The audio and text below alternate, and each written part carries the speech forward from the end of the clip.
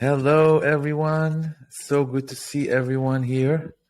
Really, really feel blessed to be able to record this and continue our learning to really become the best we can be and influence the world with our mission, with our purpose, and deliver what we came here to deliver, which is our greatness. And today, I want to just to talk a little bit about how unique this podcast, this video, wherever you get to listen to this information is. First and foremost, the approach for influencing using spirituality, using the mindset of the sages, mindset of giant masters of Jewish wisdom that we can just, take their approach and implement it in our daily life to be great and to do more, to be happier, and to just achieve more out of life and to do the best in the time that we have here on this planet. So we've been hearing a lot going on in the world right now. Banks are collapsing. Cryptocurrency is going up. So definitely invest. I definitely recommend people to buy some cryptocurrency at this point. Even though I don't give any financial advices, I just personally own cryptocurrency, and I think that it's the trust protocol. It's something you can trust. It's not a bank that you don't know if it's going to be here tomorrow. It really is something that you should look into, and it's worth investing your extra dollars and just put it there and see it grows. Besides that, today is Sunday, and if you remember last time when I doing this class or studying or podcast, just solo, just me, we were learning from the Tanya, and we were talking about the main character of the book of Tanya, which is the Beinoni. Beinoni is like the middleman, but not in a sense of like somebody who cuts commission between, the source and the buyer, like in business. The Beinoni is like a person who is not a complete righteous. He's not a complete enlightened person, but he also does not sin, which means he doesn't allow the garments of the animal soul to get enclosed in his body, to do or to say or to think things that he shouldn't be thinking. Even though the animal soul constantly is trying to get enclosed within him, but he is very strong, and he developed, it's actually considered a very, very high level, that it's standing between being completely righteous human being, which means enlightened and only operating as really a light warrior, somebody who is just in the world to do good and to help and to improve themselves and the world and everybody around them, and just like make this world better. And then we have the Beinoni, which is also a person who is amazingly good. He does not make any mistakes. He does not out there to do any harm. He's also out there just to do good in the world. But the difference between him and the righteous person, that he has constant struggles, constant wars, but he is able to fight them in a way that does not let the animal soul get the garments of the animal soul, which are the thought, speech, and action of the animal soul, of the evil inclination, of the ego, get included within him.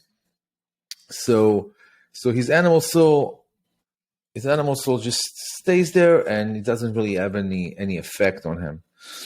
So the question is, why the souls of the Benonim came down to this world?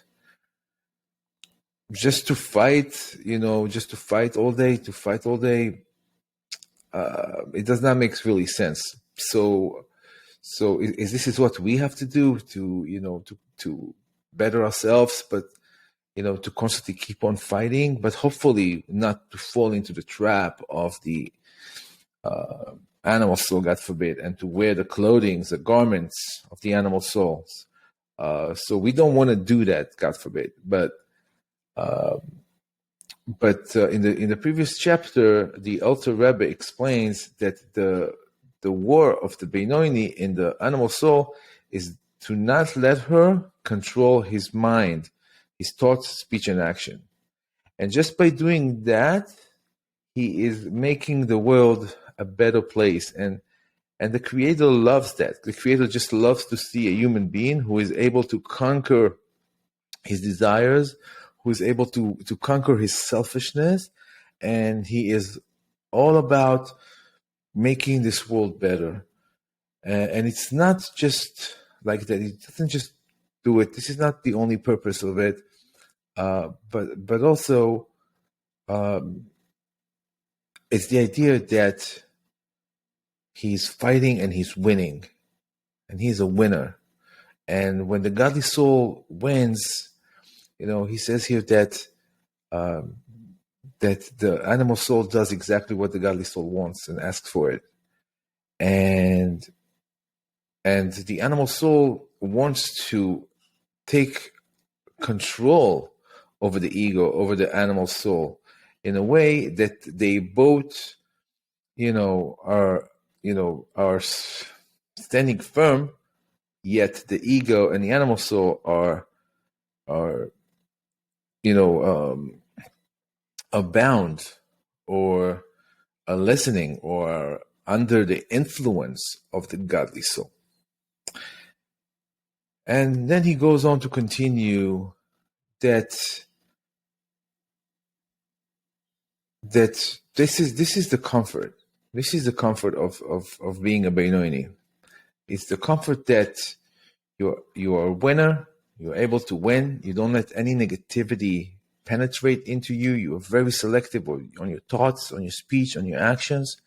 You're only thinking positively, good thoughts that are helping you progress, move forward, get ahead, helping the world, helping your society, helping your family. It's all about being a better friend, a better parent, a better citizen, a better community member. And it's really also the idea that when you do that, again, if you guys remember, we spoke about that amazing happiness that comes when the godly soul is being redeemed from the influence of the animal soul is just tremendous. So imagine being a Benoni is being constantly feeling happy, internal happiness. And also it's the idea of being under the influence and under the light of the God, of the godly light, being in that, I like to call it the flawless universe, a world where everything's synchronized and everything works out. And of course, puts you in a state of mind of learning, of curiosity, of wanting to know more, of wanting to explore more about everything, about life. Everything is interesting, rather than, whatever, nothing really, nobody really cares. So then he continues to teach us probably pretty much the state that we want to be, And then he gives a little parable from the book of the Zohar, which is, I spoke about this book. The Zohar is one ancient book that was written a little bit over 2,000 years ago by a righteous man who lived in a cave for 13 years, that was able to reveal the light of the Creator and secrets of the Torah. The Torah, which is the Hebrew Bible, the Old Testament, so to say, it's like almost like, how do you say it? It's like a manual for the soul. It doesn't really have a lot to do with the body. It really has a lot to do with the soul, even though some of those stories, they look like a history book, but it's really all about the soul. And when a righteous human being is bringing down all those secrets, then what it does that it gives us the tools to be in charge of our souls. Because again, it's really all about emotions. The Tanya book is a Jewish psychology of emotions, and those emotions are determining the way we behave. We behave according to how we feel, and how we feel determines who we are. So it's so important to have the right feelings, and to be able to decide on how we feel and what we feel and when we feel what, because this is how we can control our life. If somebody really able to ignite us emotionally, then they rule us, they control us, and we don't want to be controlled. We want to be in control of us, so we can be a conduit to the light of the Creator in this world and influence the world in a positive way. So go back to that parable from that book of the Zohar. So he explains that the light of the Creator is just like the light of a candle. That the light of a candle that is holding the wick without oil. He's still on the wick, lit, but there is no oil. That means that it's like almost infinite source of energy that doesn't need any oil to burn. It just burns by itself. So the body is a parable to the wick,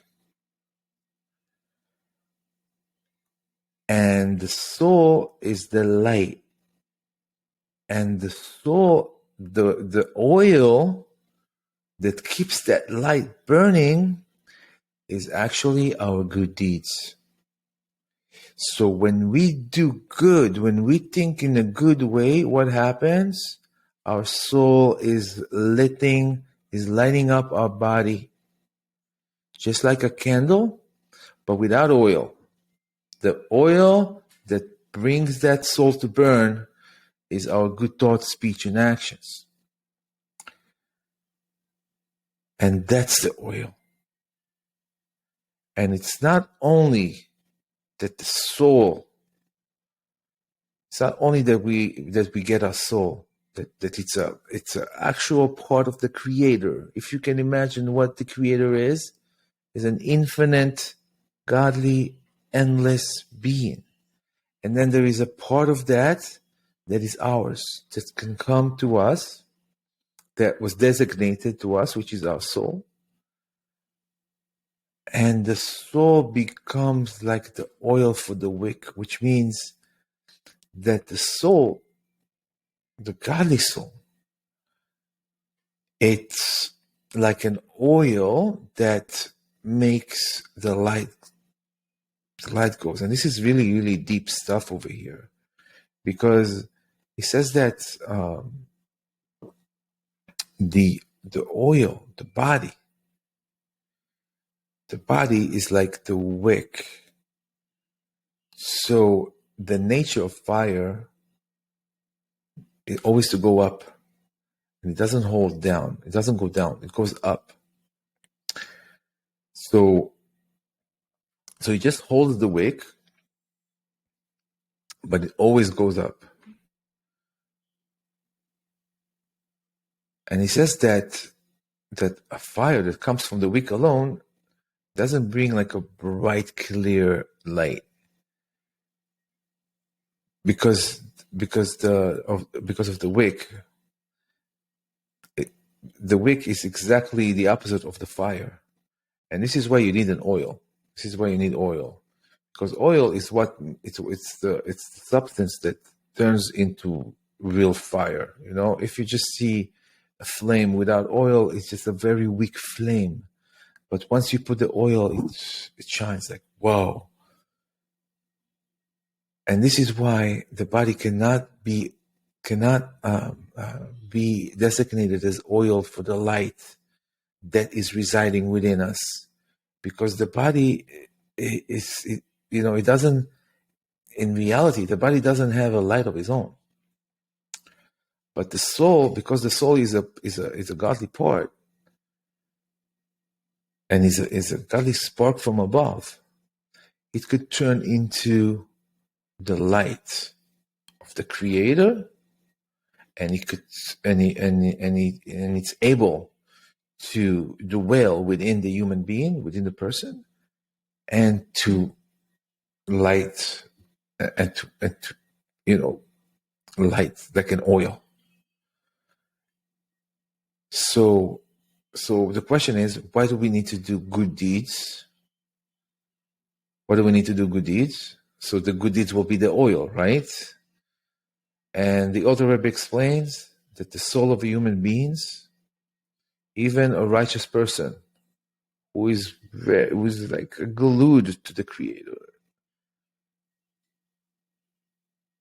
it's compared to the Creator's light, it doesn't exist really. It becomes nullified until when it's nullified, it becomes the light of the Creator.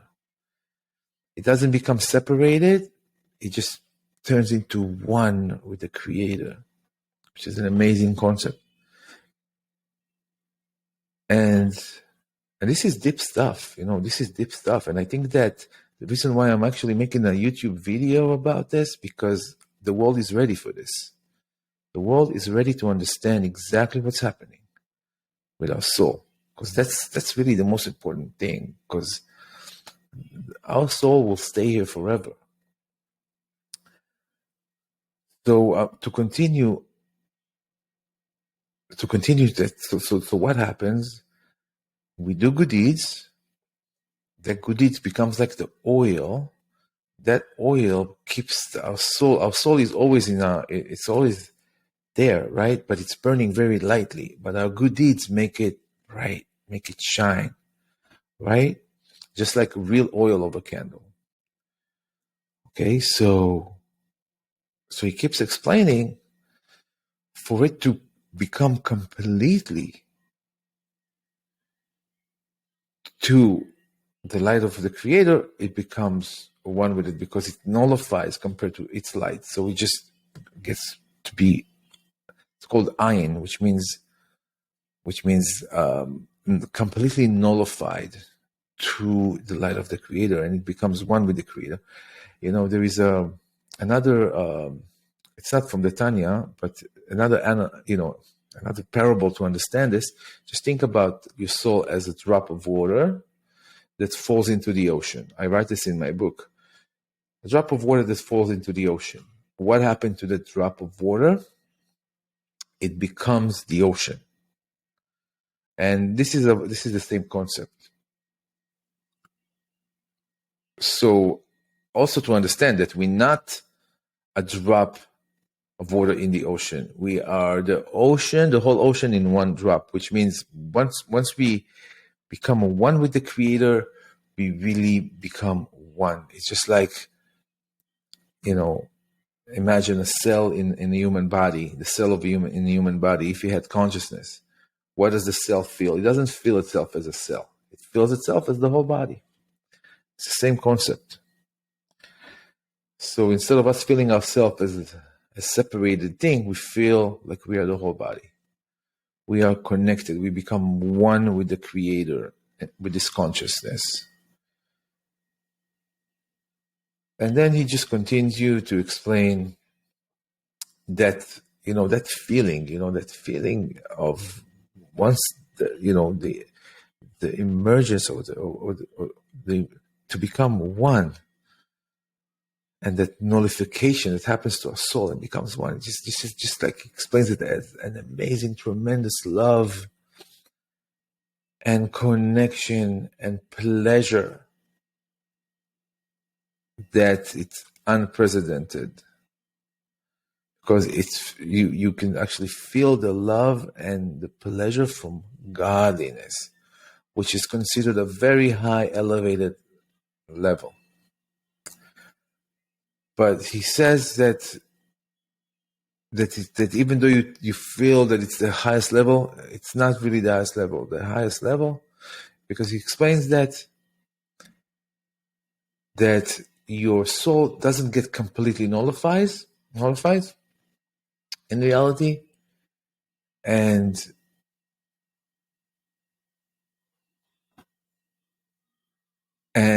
the light of the Creator,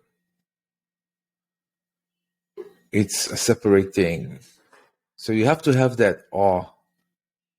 When you have that awe, that love and awe, which is the fathers of emotions, love and awe.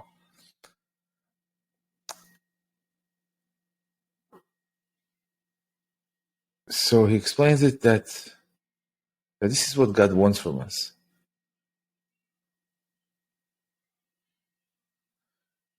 He wants for us to have that love and awe, and once we are with our consciousness, we can get immersed in the oneness of creation.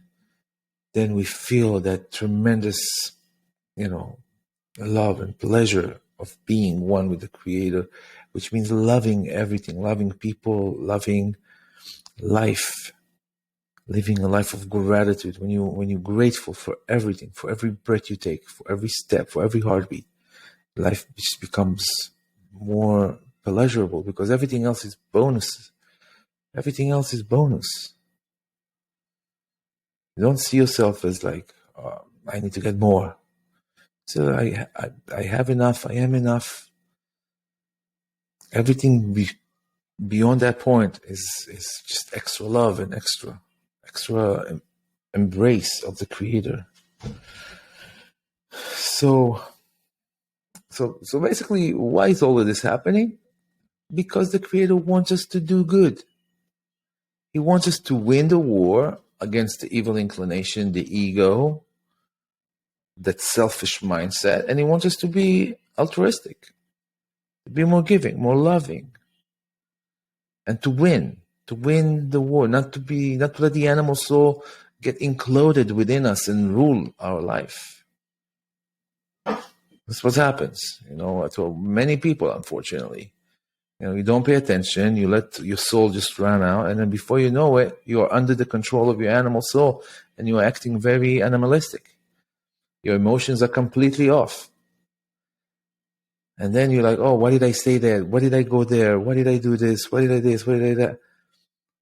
Then you lose. You waste time, you waste money, you waste this, you waste that. And you don't have to do this, because there is a way that you could really connect to the true essence of who you are, which is an amazing, pure, godly being. But let's just continue here and see exactly what's going on. So again, this is a very deep concept. It's pretty amazing that we're even talking about this here on this video, on this podcast. But I think it's important, because once you understand the true struggle, the true war that's going on within you, you could like really give it a fight and not be a slave to this energy, the selfish energy that just wants to literally put you down, drag you down.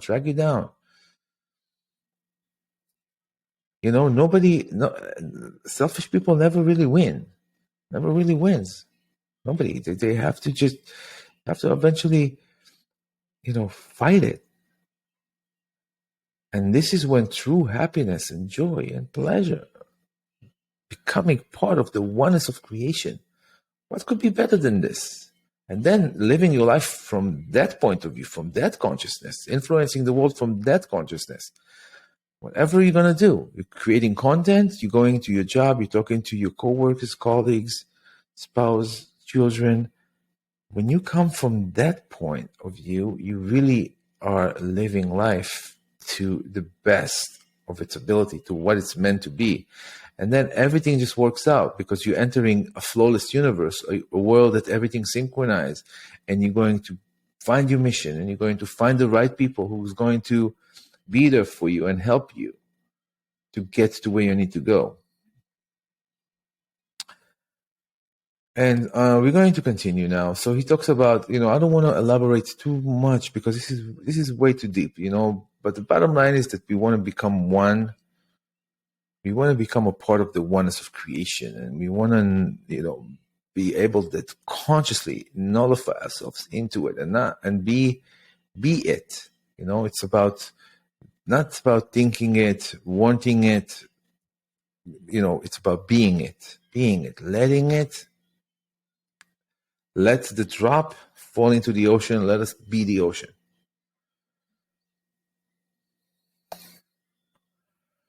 Okay, and then he's going like really, really deep.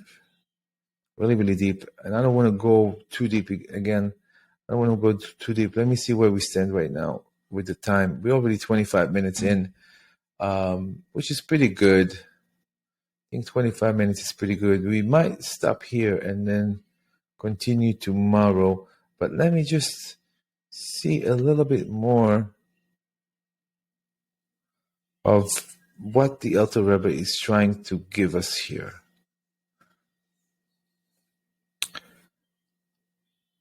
Okay, so yeah, you know what? He talks about the face, and he talks about the wheel, that there is a wheel that brings life to creation, and then there is a wheel of doing good deeds. And it says that the world and the created beings are getting their loveliness, getting their life from the upper wheel. And the upper wheel comes to us after many, many, many, contractions, and it's hidden. I mean, the will of the Creator, it's we can't really see it, we can't really understand it, but it's the pnimiut, which means the internality. It's something that it's inside, and then he explains again how pretty much the world was created in that same order, in that same concept, becomes something out of nothing, pretty much. Something out of nothing. So we're going to stop here and we're going to continue tomorrow. Thank you for watching and thank you for joining me today. I'm really asking you to please like the video if you liked it, share it, follow, subscribe, and I'm looking forward to see you at our next consciousness learning about how to influence the world in a way that is in our true essence, truly who we are, and not being controlled by ego, selfishness. So we need to know how to do it, and this is why we are doing this channel. So thank you for watching, and see you next time.